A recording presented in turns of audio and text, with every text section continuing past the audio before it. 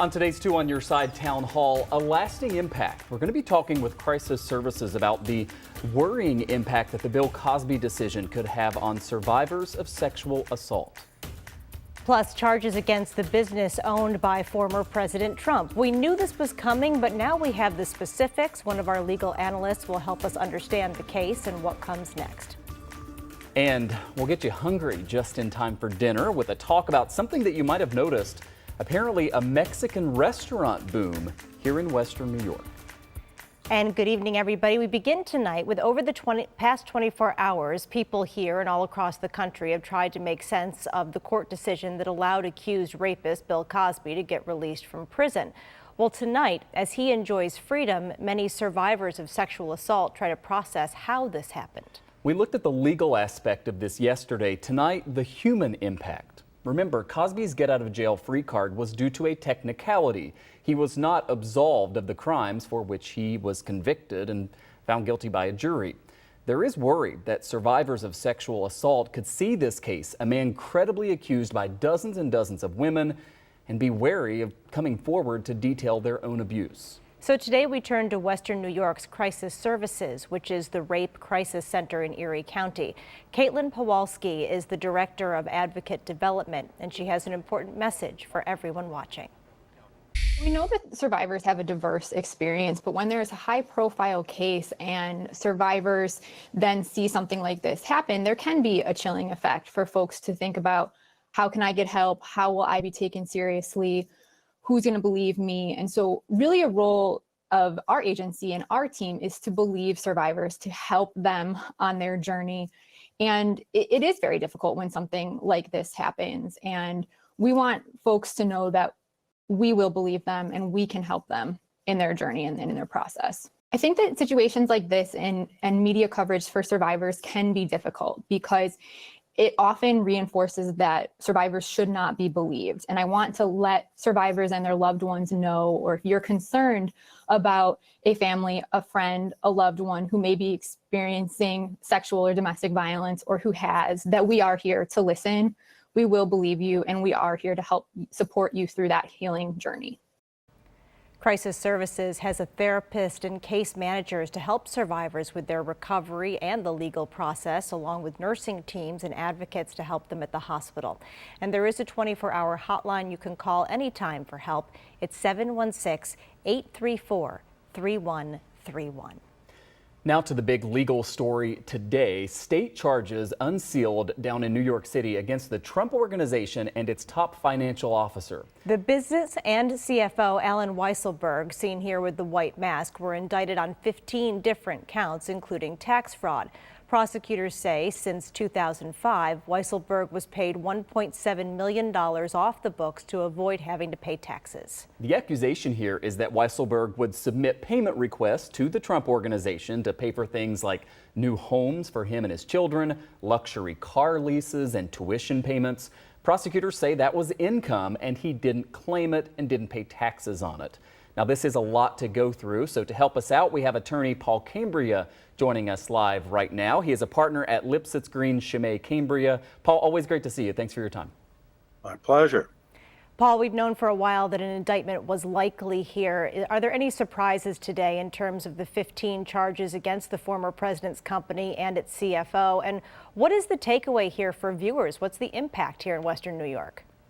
I think we speculated yesterday as to exactly what the charges were going to be. They're basically tax evasion, and there's two ways here.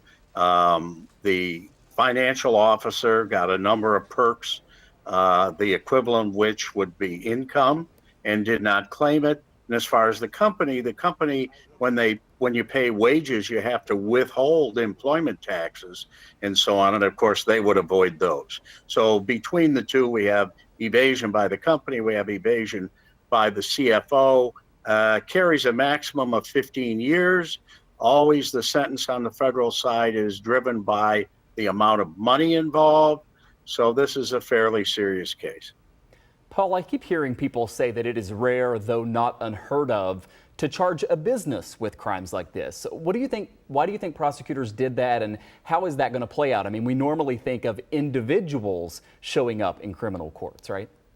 Right, that's true.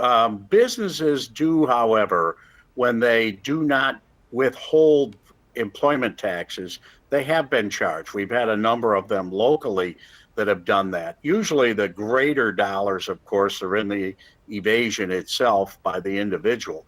And here, who knows, what the political landscape is here as to whether or not there's some political influence. Obviously, Trump says there is, which everyone would expect.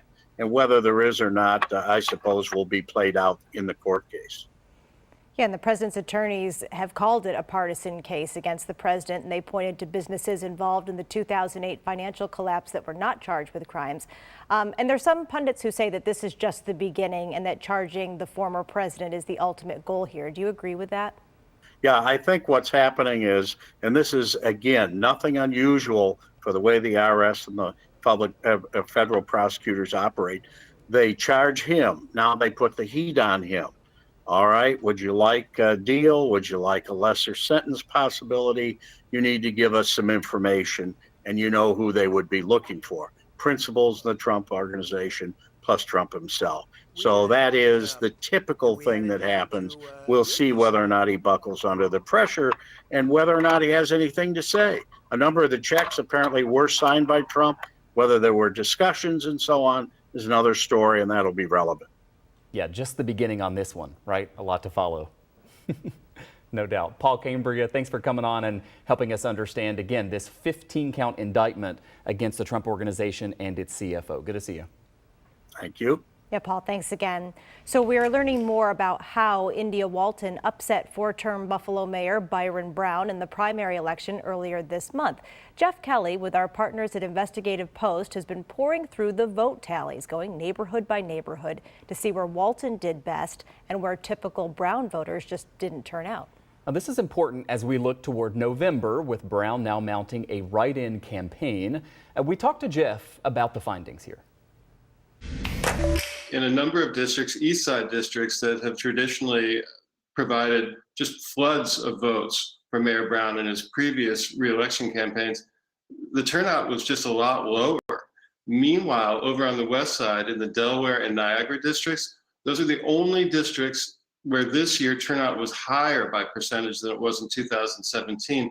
And those two districts voted heavily for India Walton. So the math is kind of, it's her voters showed up and his voters, for whatever reason, stayed home.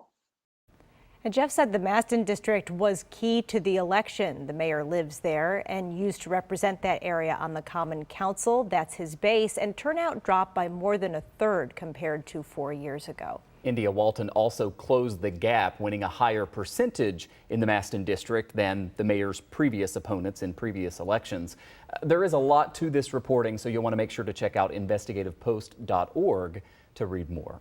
And we will focus in on the mayor's race during the debut of a brand new newscast tonight. We're hoping for a good turnout for your first late news at 9. It will normally air on Antenna TV, that's digital channel 2-2, plus on our website and streaming on Roku and Fire TV. Yeah, tonight, though, as we mentioned, is the debut, so you're also going to be able to watch it right here on Channel 2 at 9 o'clock. And we have those special reports. Our Claudine Ewing sitting down with India Walton and our Steve Brown talking one-on-one with incumbent Mayor Byron Brown. Again, all of that at 9 o'clock right here from 2 on Your Side.